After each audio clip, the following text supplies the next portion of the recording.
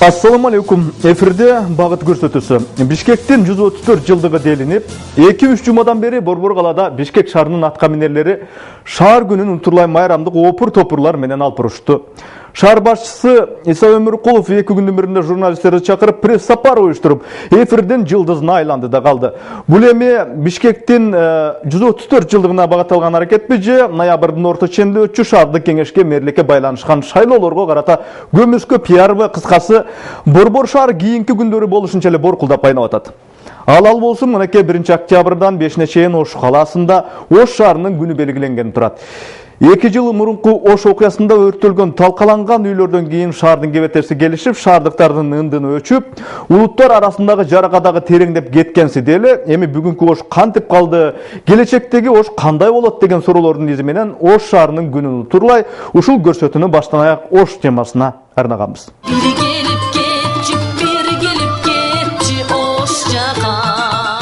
Bir gelip ketçi Oş çaka. Çında böyle gelip kettiniz. Oş'ta çoğun özgörüylөр бар, çoğun buruluşlar бар. Başkasını aytpaganda da dünyadagi eng çoğun manastын Айкелин Ош қаласынан көрө аласыз. Чыңгыз хандын Айкелинен кийинки эле 2-нчи орунда турат. Кыргызстан качан өнүгөт, качан гана кыргыздар кыргызмын деп сыймыктагандан уялбаганда гана Ош шаарынын мэри Мелис Мырзахматовдун багыт көрсөтүүсүнө берген эксклюзивдүү маеги. Мындай кетсек, жакында биз мен кыргызмын дегенден да уялып калабыз. Табитиңди арттырган палуашы сонун, таңдайдан дамы кетпеген лагманы сонун, демдеген чайы сонун, дандырда бышкан самсасы сонун Ош шаары. Кыргыз Республикасынын гимнин ырдап жесеңиз, бу даамдар анда дагы сонун болот. Сактап келген биздин ата бабалар деп ырдасак самсы огош бетер ширин болот да. Ош окуясынан кийин өрттөлгөн, талкаланган, бүлүнгөн каланын кебетесин көрүп, элдин көбү Ош эми ушинтип калабы, береке жыттанган шаар эми күйүк жыттанып кутучабы деп сарсанага батышты эле. Кудайдын боору оруп 2 жылдан бери мамлекет тараптан дагы, жергиликтүү шаар бийлиги тараптан дагы колдон келген аракеттер жасалып, курула турган жагы курулуп, оңдолчу жагы азырга чейин токтобой оңдолуп атат. Талкаланган үйлөрдүн ордуна өкмөтү бир жактан күргүчтөтүп акча бөлүп, көбүрөөк жабыр тартты деп тиги туугандарга оондон Бириккен улуттар уюмунан бери каражат бөлүп, ар кимге ар кандай боор орулуп жатканын мына көрүп атабыз. Үй талкаланса, анын ордуна зыңгыратып, үй тургузуп алса болот экен. Кафелер, имараттар бүлүнсө, анын ордуна килейтип жаңы кафе, жаңы имарат тургузуп коюу деле анчалык оор эмес экенин Ош каласынын тургундары көрүп, сезип атышат. А бирок улут менен улуттун ортосунда кеткен жараканын, сыныктын орду бүтөлдүбү? Мамлекет коом, эл ошол сыныктын сынык экенин мойнуна алып, бүтөөгө аракет болуп атабы деген суроо пайда болот. Башка улут менен кыргыз улутунун мамилеси туурасында кеп кылсак эле өзүбүз өгөйлөп, кыргыз деп көбүрөөк сүйлөгөн кыргызды улутчул деп сөөмөй менен сая көрсөтүп, ой Кыргызстан деген бир эле кыргыздардын үйү эмес да. Бул өлкө жалпыбыздын үйүбүз да, толеранттуу жашап, толеранттуу болушубуз керек да деп үркөрдөй кыргыз бири-бирине акыл үйрөтүп киришет. Ош окуясында үйү жок калгандарга үй куруп берүү, жакындарынан айрылгандарга там салып берүү балким мамлекеттин жарандарына болгон толеранттуу мамилесидир. Бирок коогалаңдын тамыры жанагы биз сөз кылып өткөндөй, кыргыз деген улут бир үй бүлөдөгү атанын ролун, атанын вазифасын аткара албай жаткандыгына болуп жаткан жокпу? Кыргыз өзүнүн ким экенин, каяктан келип, каякка баратканын, түпкү тарыхын, тамырын билбей, ошонун айынан өзүнүн жолун, идеологиясын алигиче таба албай, өзү дагы чайналып, өзү менен кошо жашап аткан башка улуттарды дагы чайналтып, анысы аз келгенсип, кээ учурда төбөсүнө мингизип тайраңдатып аткан жокпу? Кыргыздын тарыхы кечээлеп пайда болгон Ленинден, басмачыларды кууп, кыргыздарды караңгыдан жарыкка чыгардык деп окуткан большевиктерден эмес, балким Манастан, Барсбектен, Алымбек Таткадан башталып жүрбөсүн. Өзү кыргызга бирдеме оңойлук менен жагышы кыйын. Жалаң эле Лениндин, Дзержинскийдин, Пржевальскийдин эстелигине көнүп калган эл жерлерде илгери кыргыздын эл баккан атка минерлерин, болуш манаптарынын айкелдерин орнотулуп кирсе, ушунун эмне кереги бар эле деп кыртышы сүйбөгөндөр чыкты.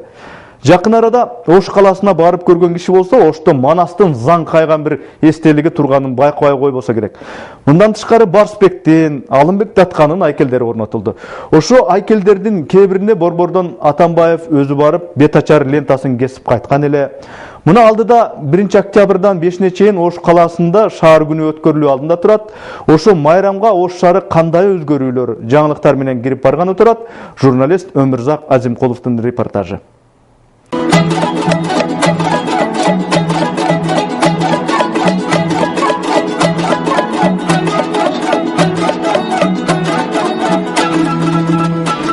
Ошко биринчи рет келаткан адам эгер машинеде жол жүрүп келаткан болсо, Ошко келдикпи, Ошко жеттикпи, Ош каерден башталат деп сураары турган иш. Ош калаасы мына ушул сиз көрүп турган жерден башталат. Айтылуу Алымбек Татканын сымбаттуу эстелиги төбөсүндө түндүк ширетирип, боз үйдүн элесин берген бул темир көркөмдүктөрү, анын капталындагы кыргыз көчү монументалдык комплекси кандайдыр сырдуу калаага кирип баратканыңызга чоң ишеним берет. Дээрлик 3000 жылдан ашык тарыхы бар Ош шаары өз жолунда не деген жылдарды, доорлорду, замандарды баштан кечирбеди. Кемигенде кемип, толгондо толуп, ар бир доордун жыргалындагы, тууралындагы кошо тартып, мына ошентип 21-кылымга да жетип келди. Бүгүн Ош шаары мына ушул жерден башталат. Эмне үчүн Алымбек Татка, эмне үчүн кыргыз көчү, эмне үчүн боз үйдүн түндүгү дегенде бул идея өзү кимдики деген суроолор болушу мүмкүн. Чыгармачылык жагы сүрөтчүлөрдүн, беришчилердин идеясы экендиги талашсыз. Бирок ушундай тарыхты билип жүрөлү. Кыргыздар ким экенибизди туюп жүрөлү деген идеянын автору бүгүнкү күндөгү Ош шаарынын мэри Мелис Мырзакматов.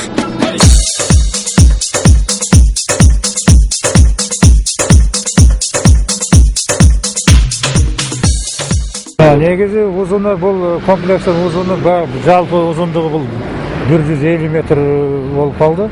Анан мына туурасы болсо 30 метрден негизги мына арка турган жер 27 метр.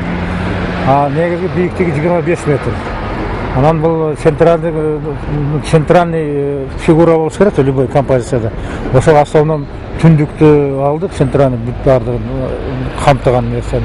Анан түндүк, анан мына Алымбек Татканын атчан эстелиги.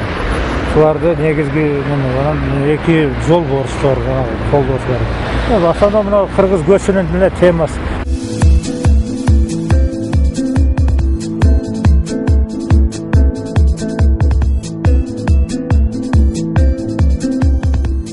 Ашыралы Маразыков мына ушул кыргыз көчү комплексинин композициясынын автору. Өзү скульптор, Кыргызстан сүрөтчүлөр союзунун мүчөсү. Анын пикиринде шаар бийлигинин бул демиргеси тарыхты сыйлагандыктын, түпкү улутту урматтагандыктын белгиси.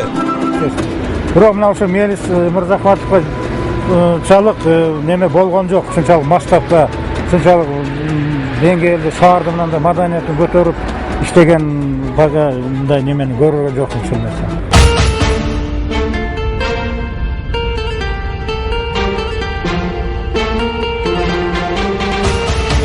Шаардыктардын рухун көтөрүп көкүрөгүнө сыймык толтурган эстеликтердин дагы бири мына ушул Манастын айкели. Монументалдык комплекстин жалпы суммасы 31 миллион сомго барабар. Комплекстин бийиктиги жалпысынан алганда 24 метр. Бул эстелик чоңдугу боюнча дүйнө жүзүндөгү экинчи орунду ээлеген алп эстеликтердин бири.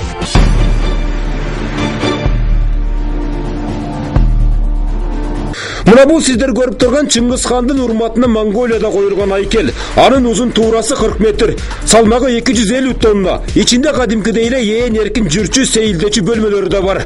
Ал эми эстеликтин чокусуна жетүү үчүн атайын 3-4 адамдык жайда атайын лифт кызматы да бар. Монголдор бул айкелди акчасын каяка чачаарды билбегенинен улам тургузушкан жок. Тескерисинче ушул айкел тургузулгандан бери монголдор Чыңгыз хан менен ого бетер сыймыктанып, руху бийиктеп калгандыгын айтышат. Бул өзүңүздөр көрүп турган монументалдык комплекс болсо, Манас атабыздын ат үстүндө турган композициясын чагылдырат. Бийиктиги 10 метр, пайдубалынын бийиктиги болсо 11 метр. Ал эми эстеликтин түбү болсо 3 метрди түзөт. Азырынча дүйнөдөгү атчан эстеликтердин арасында Чыңгыз хандын айкелинен кийинки эле экинчи орунда турат. Шаар башчы Мелис Мырзакматовдун кыялына койсо, Ош шаарын өнүктүрүүнүн түркүн жолдору бар. Бирок ал фантазия бойдон калбай чындыкка айланып келатканы дагы чын. Өлкөнү болобу, шаардыбы өнүктүрүүчү эң боло адамдарга дем бере турган, рухун көтөрө турган бийиктикти табуу маанилүү. Кыргыз үчүн ал бийиктик Манас дейт Ош шаарынын мэри. Монголдордукундай Чыңгыз хан болбосо дагы Оштун кире беришиндеги бул Манас сырткы көрүнүшү, сүрү, кооздугу жагынан мыкты экендигин эл сөз кылууда. Биз кыргыздар кыргыздан чыккан баатырларыбызды, мамлекетибизди түптөп мамлекет кылган инсандарыбызды барктап даңктасак десек жаңылбайм го. Алсак Манастын айкөлдүгүн, Бакайдын даанышмандыгын, Толубайдын калыстыгын, Асан Кайгынын Боорукердигин, Саякбай, Сагынбай, Кетбука сыяктуу алыптардын өнөрлөрүн, Исхак Разаковдун руханий тазалыгын, Чыңгыз Айтматовдун улуулугун, элибиздин кең пейилдигин, меймандостугун унутпасак, аларды муунга өткөрүп берүү биздин негизги милдетибиз. Мына ушундай милдеттердин бирин азыркы учурдагы Ош шаарынын мэри Мелис Мырзахматовдун акырындап аткарып жаткандыгы чындык.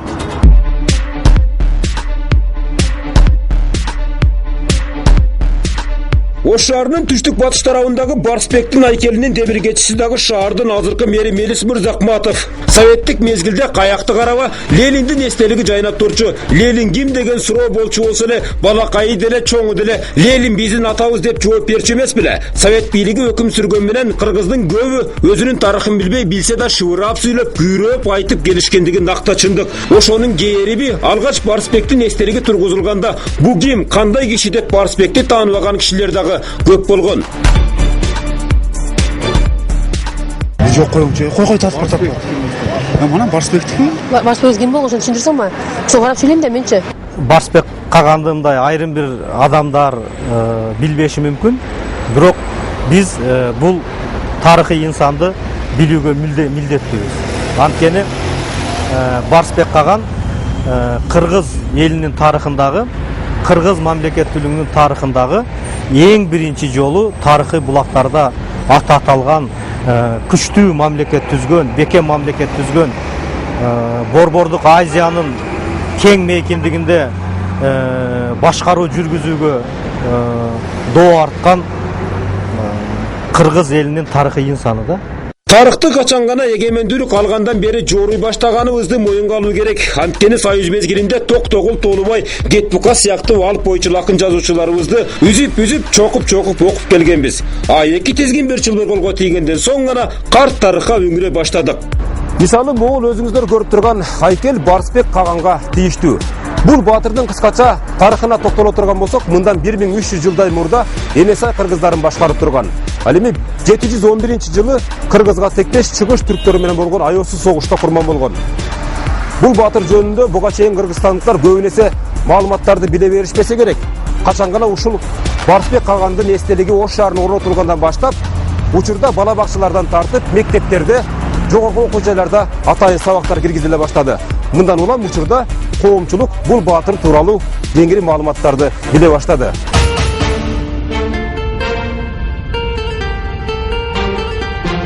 Кызыл жашыл түстүү нурларга айкалышкан ургумалар борбор калаа ачылганда Кыргызстан бүт дүң болуп, айылдан борборго баргандардын баары Ош жерге барууга ашыгып сүрөткө түшкөн жайга айланган эле. Муну көрүп Ош шаардык мэриясы Бишкектикинен эмнебиз кем дешкенби, калаанын чок ортосуна түмөн түстүү фонтандарды орнотту.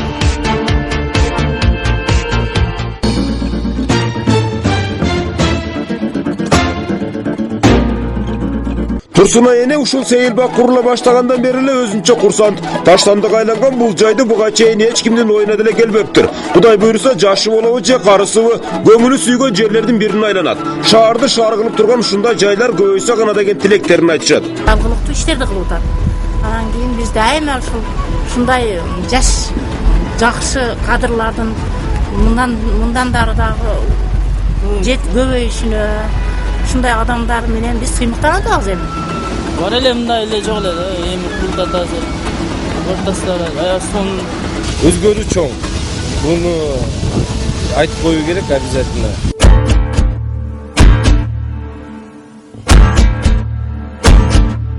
Шаарды оңдоп түздөө жалаң гана эстеликтер, сейилбактар менен гана чектелбейт албетте. Кошумча мындай даңгыраган жолдор да салынууда. Арасында пайдаланууга берилгендери канча. Эң негизги деген шаардагы ички көчөлөр, борбордук көчөлөр дагы оңдолуп түзөлдү.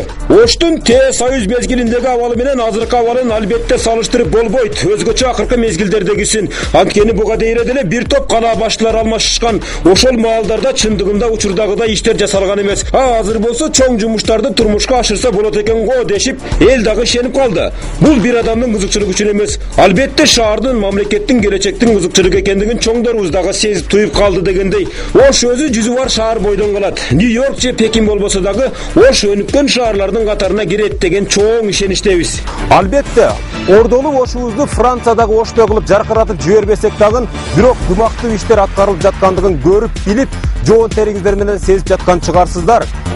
Өзү ар кандай ишти айтуу оңой эле нерсе. Ал эми аны жасап турмушка ашыруу орустар айткандай любой эле адамдын колунан келе бербеген иш. Негизи элибизде тынчтык, бейпилдик, ынтымак орносун, ичи тарлык, көрө албастыктар жоголсун деген тилекте биз бүгүн Ошко болгон кыскача саякатыбызды жыйынтыктайбыз. Ал эми Атайын багыт программасы үчүн кызматыңыздарда мен Өмүрзак Азимкулов жана Исламбек Майрамбеков болду. Сактасын суу көздөрү, садагам Оштой жеримден. Кыргыз өзүнүн ким экенин билмейинче, өзүнүн кудуретине, күчүнө ишенмейинче тигил же бул шаарда эмес, бүтүндөй өлкөнү өнүктүрүп өстүрүп жиберүү өтө кыйынга турат деген эле сөз болуп атат. Айланып тегеренип келип эле экономиканы көтөрүүнүн башатында идеология турушу керек деген сөздүн окоту айтылып атат.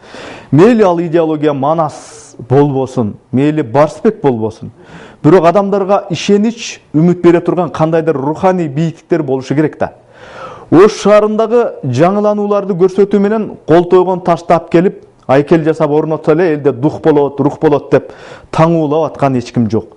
Бирок кыргыз деген улуттун өңгөгү көтөрүлсө, кичине башын көтөрүп тыңыраак болсо, жок дегенде короодо өсүп кеткен чөбүздү жулуп, терезенин айнектерине үйүлүп калган чаңдарды сүртүп, тиригирээк жашап, башкаларга үлгү болсок, башкалар бизди карап күлбөй турган, жалкоо деп шылдыңдабай турган, тескерисинче бизди туурап Манас айта турган, куйлуштуруп сүйлөгөн кыргыз тилибизди бизден талашып сүйлөй турган улуу кыргыз, бийик кыргыз болсок, мунун эмнеси жаман? Ошондо башкалар колубузга кол, бутубузга бут болуп ынтымакташып, Ошко, Бишкекке окшогон шаарлардан 100 эсе, 1000 эсе кооз калааларды куруп, бакытка чөмүлсөк, бактылуу коом, бактылуу мамлекет болбойт белек деген эле сөз болуп атат. Так ушу мазмундагы улут темасында жана кантип өнүгүү керек деген багытта Оштун Сулайман тоосуна чыгып алып, Ош шаарынын мэри Мелис Мырзахматов менен маектештим эле. Маекке көңүл буруңуздар.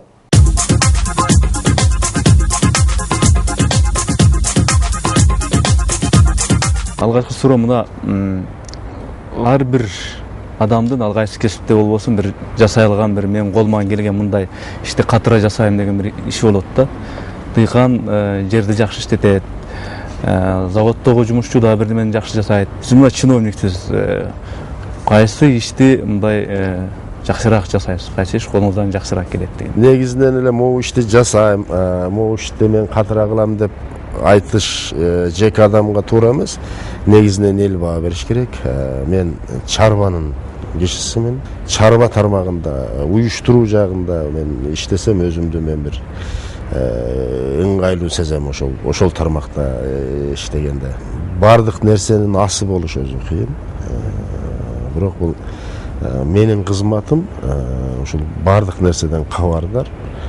Бардык тармакты билген, уюштуруучулук деңгээлде талап кылган, чарбалык жогорку жоопкерчиликти талап кылган жумуш. Ошондон мага чарбалык уюштуруучулук багыт көбүрөөк жагат.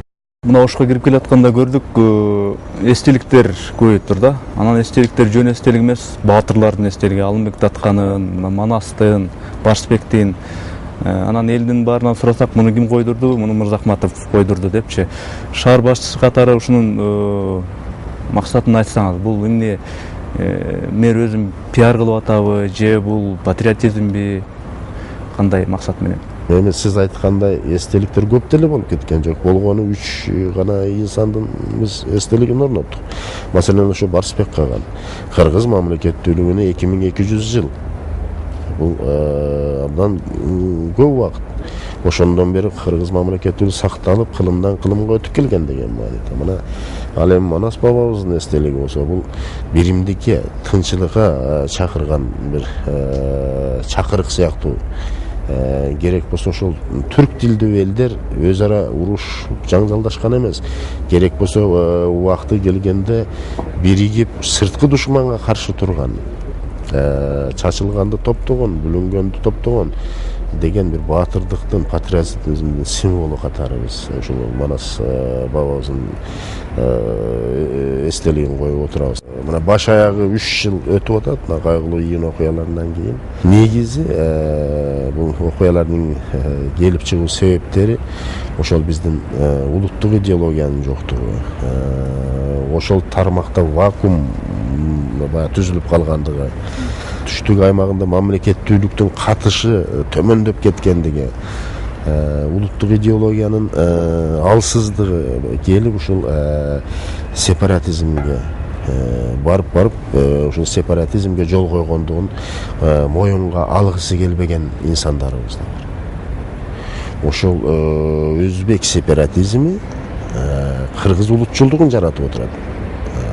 Мына мен дайым эле айтып келе жатканда ошол боштукту толтуруу, көөдөндөгү боштукту толтуруу үчүн, жаштарыбызды патриоттук нукта тарбиялоо үчүн мына ушул бир идеологиялык багытта жүргүзүлгөн иштин бир гана багыты деп мен муну эсептейм. Ушул эстеликтерди тургузуп коюудан эле ушуну менен биз жеткен чегибизге жеттик, максатыбызга жеттик дегенде мен алысмын. Дагы көптөгөн жумуштар алдыда турат. Биз ошол нерселердин баарын аткарышыбыз керек. Маселен, мына мен Ош шаарынын мэри катары көп сөздөрдү уктум. Мына кыргыздардын мамлекеттүүлүгү болгон эмес, кыргыздардын идеологиясы жок деп. Мына ошол сөздөрдү уккан жетекчи катары мен ушул идеологиялык маселени биринчи багытка коюп отурам. Шаарда кандай өзгөрүүлөр болсо, мына архитектуралык жакта, мына жолдор жагынан, инфраструктура жагынан ошол жерде шаар башчынын почерки турат да. Бул бир чети мыйзам ченемдүү эле. Анан бирок ошол өзгөрүүлөрдө жеке эле сиздин өзүңүздүн каалооңуз, өзүңүздүн амбицияңыз турган жокпу? Шаардык кеңештин депутаттары бар. Жергиликтүү коомчулук деген бар. Ошолордун талабы, суранычы менен ушул нерселер аткарылып жатат. Ошол эмне себептен ушундай болуп атат? Эмне себептен биз ушундай бир басмырланып жатабыз? Эмне себептен биз тебелегиси келип жатат деген суроо жаш баладан баштап аараган аксакалга чейин жүрөгүндө ушул суроо ойноп турат. Ошондуктан ушул көпчүлүктүн, жалпы шаардыктардын, жалпы эле региондун тургундарынын суроо талаптары, сураныштары менен мына ушул жумуштар аткарылды. Бул жеке Мырзахматовдун демилгеси, жеке бир амбициясы эмес. Бул жалпы журтчулуктун, жапа чеккен журтчулуктун суроо талабын аткардык десек мен жаңылышпайм.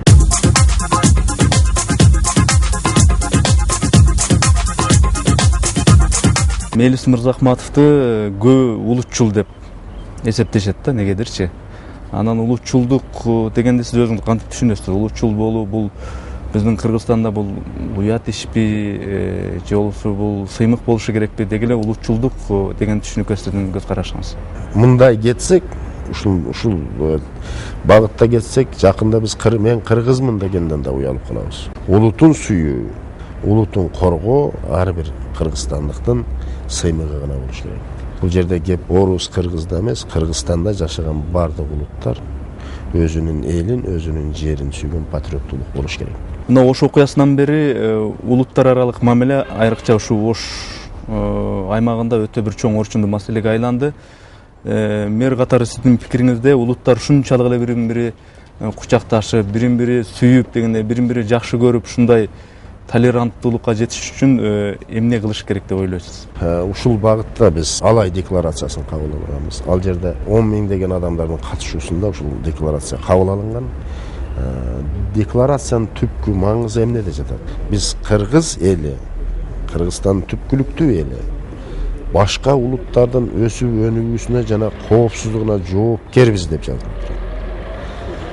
Ошол эле мезгилде башка улуттар, майда улуттар Кыргызстанда жашаган, Кыргызстандын каада салтын, үрп адатын, конституциясын сыйлап, мыйзамдарын сыйлап жашоого милдеттүү деп биз кабыл алганбыз. Биз тек гана ошол жабыр тарткан, өрттөлгөн үйлөрдү кайтадан куруп коюп эле болду, бүттү. Ушуну менен болбойт дегендей бир ой пикирди карманып жүрөбүз да.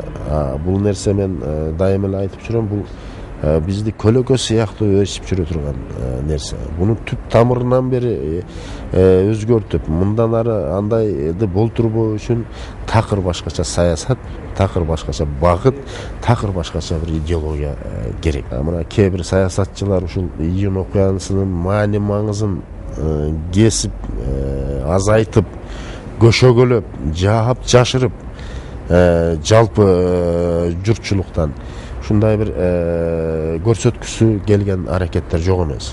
Жок, бул тескерисинче туура эмес. Биз оорунун диагнозун туура коймой сайын, демек бул оору кайталанат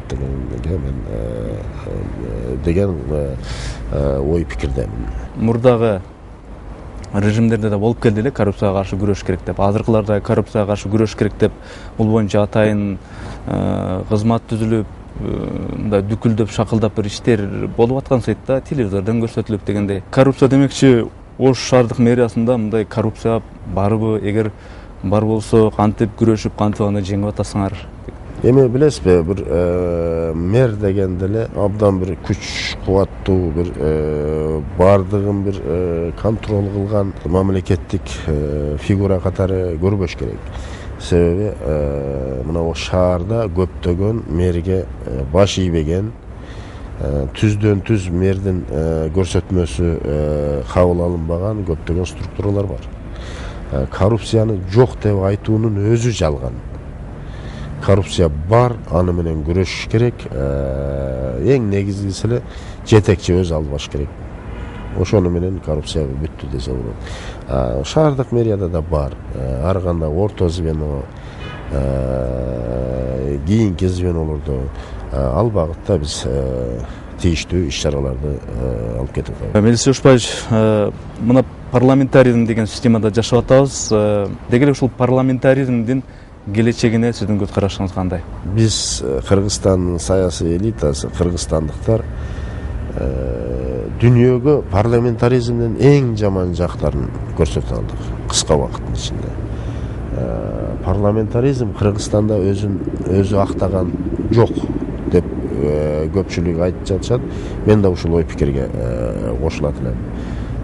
Мына мен айтпасам деле Кыргызстанда кандай бир жоопкерсиздик, кандай анархия, кандай партиялык тар кызыкчылыктар, кандай гана партиялык диктатура болуп аткан мына элдин баардыгы көрүп турат. Ошондон парламентаризм институту Кыргызстанга бир аз эртерээктик кылды десем мен жаңылышпайм. Көпчүлүктүн ой пикирин колдогон болот элем ошондо. 1 октябрдан 5-ине чейин Ош шаарынын күнү деген ушундай белгиленгени турат да алдыдачы. Ошол багытта сиздин ушу шаар башчысы катары, шаарга жоопкер адам катары сиздин каалооңуз, пикириңиз? Шаардыктарга арнаган көптөгөн белектерибиз бар. Көптөгөн коноктордун келиши күтүлүп жатат. Мен айтат элем шаардыктарга, ушу майрамыңыздар менен дайым тынч болойлу. Ош шаарында тынчтык жана тынчтык болушун мен каалап келем. Маек бергениңиз үчүн мен сизге чоң ыраазычылык берем, чоң рахмат сизге.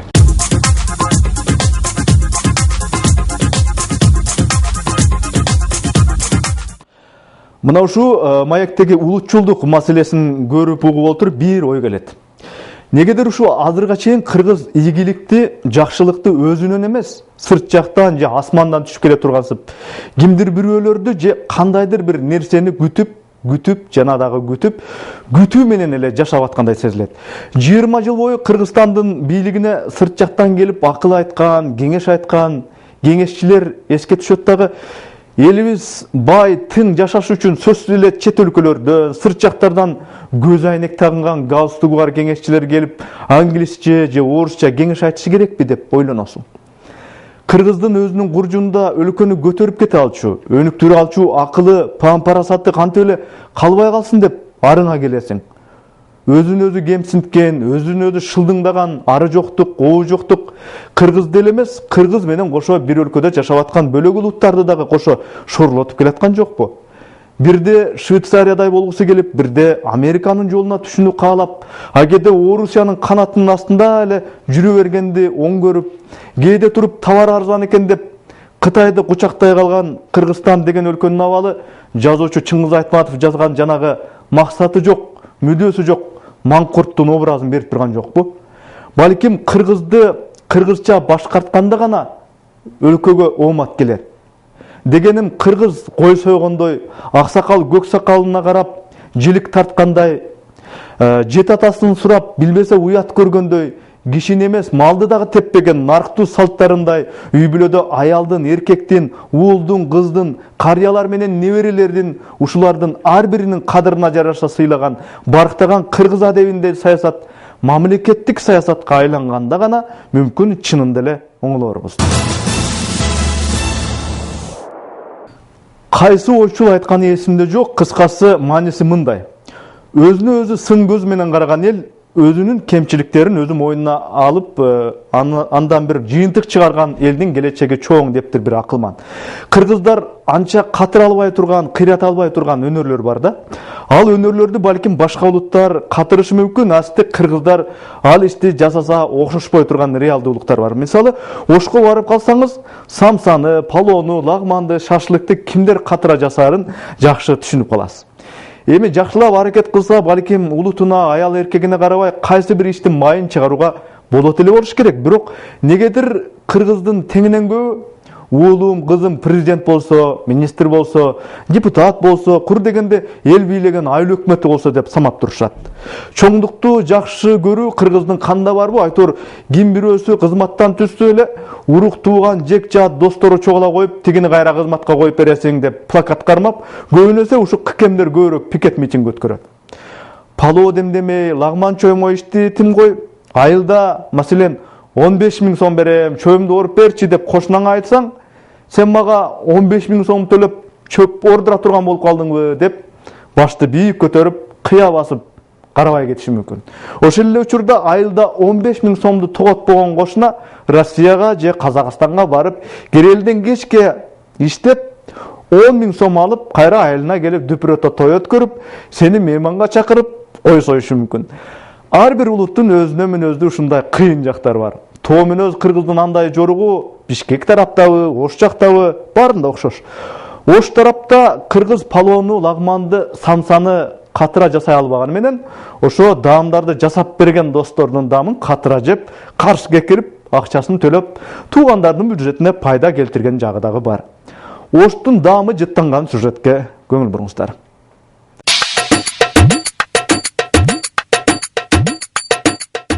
40 жыл бою мугалим болуп иштеген кишини 40 жыл бою курулушчу болуп иштеген адисти 40 жыл бою ырчылык, бийчилик кылган адамдардын бар экенин уккан чыгарсыз.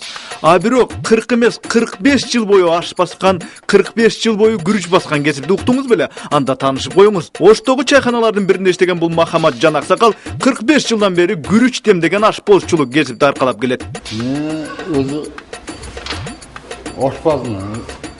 45 жылдан бeri.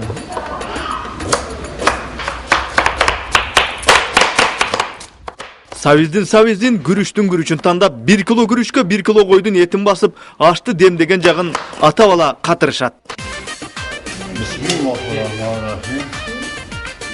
Күндө жоро жолдоштор келишет, банкеттер болот, апалар келет.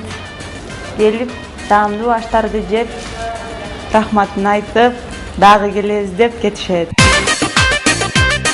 Ошто басылган күрүчтүн, ошто демделген аштын баары эле жакшы, бирок кардарлар аштын ашын күрүчтүн күрүчүн тандап жешет. Базарларда каалашынча күрүч сатып алып, үйүндө каалаганда өлчөмдө аш басып жей берсең болот дечи, бирок аш баскан ашпоздордун демдеген ашынын даамы баары бир башкача. Мына ушундай бул жерде бир эле казан эмес, көп казандар. Ошо казандын биринен даяр болгон мындай палоо, аш, Бишкек жакта плов деп да коюшат. Палоону жөн эле келип чогулуп курсакты тойгозуп кетип калыш эмес, өзүнчө мындай жерлерге кирип, анан бул жерге достор отурат, же бир үй бүлөнүн өзүнчө бир үй бүлө мүчөлөрү отурат. Мондай түрүп алып, жеңди түрүп, шашпай. Вилка менен кашык менен жеген албетте аябай мындай бир жогорку маданияттуулуктун белгиси, бирок эми мунун палоону ушундай кылып туруп, кол менен жеген аябай палоо деген атка жарашкан бир өзүнчө бир ушундай маданият да. Бисмилла.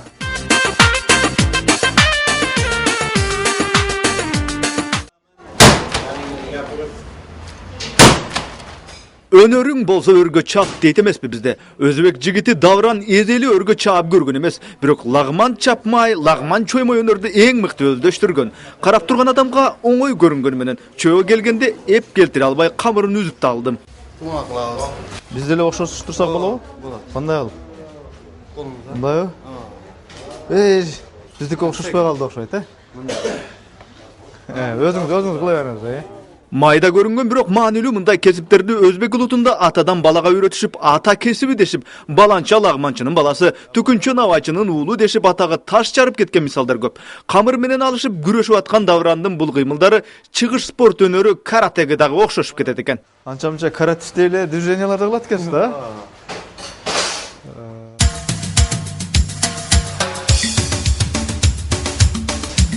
Лагманды жегенге өтө оңой болгон менен муну жасалышы өтө кыйын. Мына азыр Давран Үканын колунан жасалган чоюлган лагманды коноктордун, меймандардын астына алып барып беришет.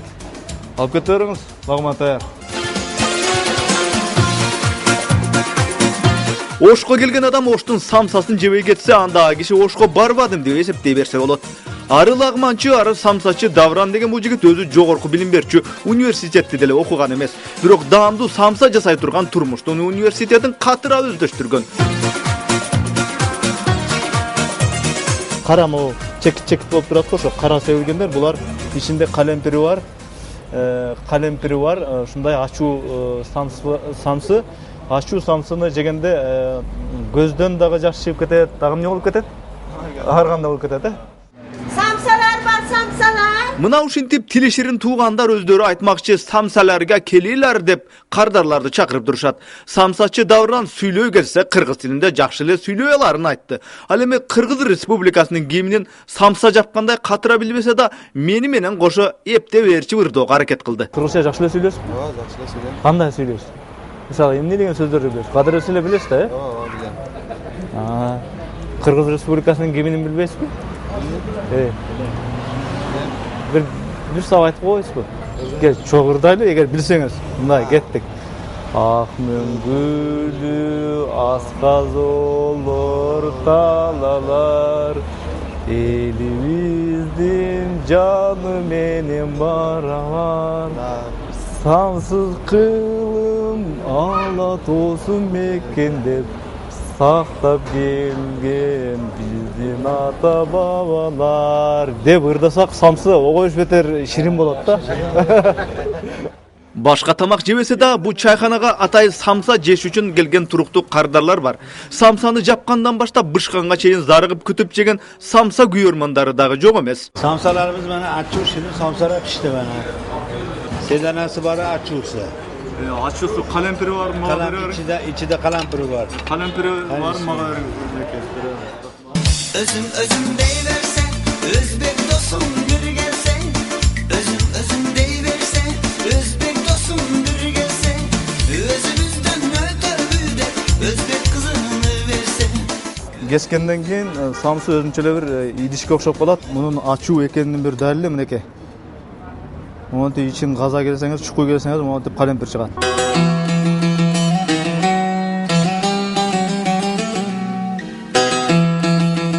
Ош шарын чайсыз, анан чайханасыз элестетүү абдан кыйын. Ошто чай ичебиз деген сөздүн өзүндө баары бар. Кыскасы чай ичип отурганча сүйлөшөбүз, тамак жейбиз, мөмөчөмө жейбиз дегендин баары мына ушул чай ичебиз деген кептин ичинде. Анваржан ажынын чайханасында башкасы даяр болбосо дагы чайы дайыма даяр турат. Базардан чайдын чайын тандап келип, кара чай, көк чайынан өйдө белендешет. Kök çay bana özümüzde. Nasyashich kök çaylardan. Коюлуп аткан сууну мындай деле тосуп турсаңыз болот да. Сиз болсо мондай кылып атпайсыз. Бул эмнеге мынтиш керек? Bu çay degende hani bu kaytarma bolup haligini bolat da haligi. Damı çıkat. Damı çıkat da haligi. Ana bir koyuңуз Kani мондай кылып коюң. Koy çay sap koy. Kara Kani çay. Yakırak koy. Yakınıra. Kiyip kalasın. Başka. Мындай кылып коюш керек экен да. Dam jep kalat. Damı jakşı bolot. Damı da jakşı bolot. Мындай кармап турса болбойт экен. Мындай кичине айланып өйдөй кылып коюш керек экен. Dam jakşı bolot. Geliniz эми экөөбүз дамдаган чайдын клиенттери. Kani ikimiz beri kani. Кана. Kani çay очень вкусный çay oldu. Damlı çay oldu. Ош шаарында кийинки кезде заманбап кафелер, ресторандар көбөйгөнү менен сөрүсү, тапчаны бар мындай чайханалар эл арасында кадырын жогото элек. Аксакалдар карап турсаңыз, чайды жөн ичпей мындай кылып чайпап ичишет да. Мунун себеби эмнеде десе, мунун да өзүнүн бир ашказанга пайдасы бар окшойт да. Анан ушинтип ичкен чай ашказанга жакшы сиңип, мына ошол самсыларды жакшы сиңирет деген жоромолдор бар. Ошон үчүн жөн эле моментте отура бербестен мынтип ичиш керек экен. Мындай кылып.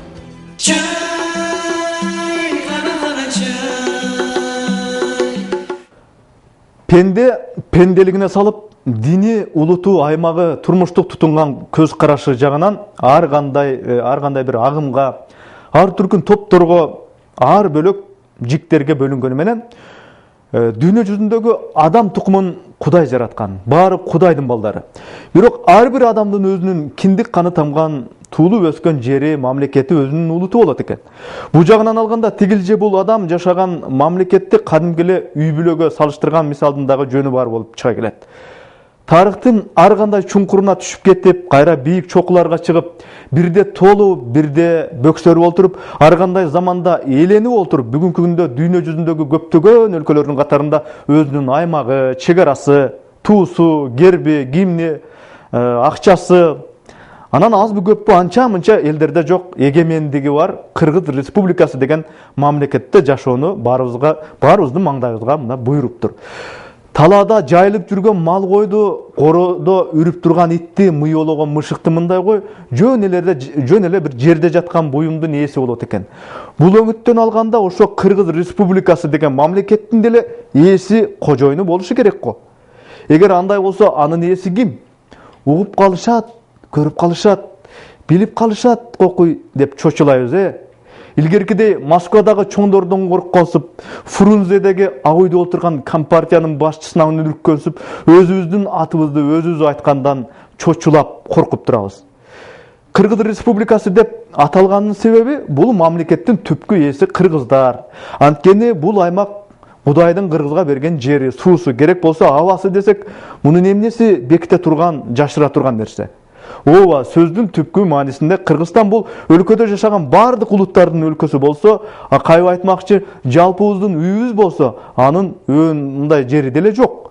Бирок бир өлкөдө түпкү улут атанын ролун аткарышы керек да.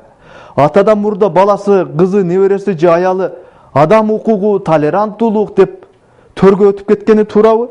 Сендеги ооз бизде деле бар деп, атанын сөзүн сөздебей, оюна келгенин оттоп, демократия деген шылтоо менен атага кайша кылса туурабы? Сенин курсагың ачса биздики деле ачты деп, атадан мурда оозунуп, ортодогу тамакка жулунушса, ошо туурабы? Башка маселе ошол аталык вазипаны Кыргыз Республикасынын түпкү ээси кыргыздар. Мен бул мамлекетке жоопкермин, мен бул өлкөдөгү элдин баарынын атасымын деп сезип атабы, жокпу? Кептин баары мына ушунда жатат. Урматтуу телекөрүүчүлөр, сиздер Багыт программасын көрдүңүздөр. Биз Кудай буйрса эмки жекшембиде жолугушабыз. Саламатта болуңуздар.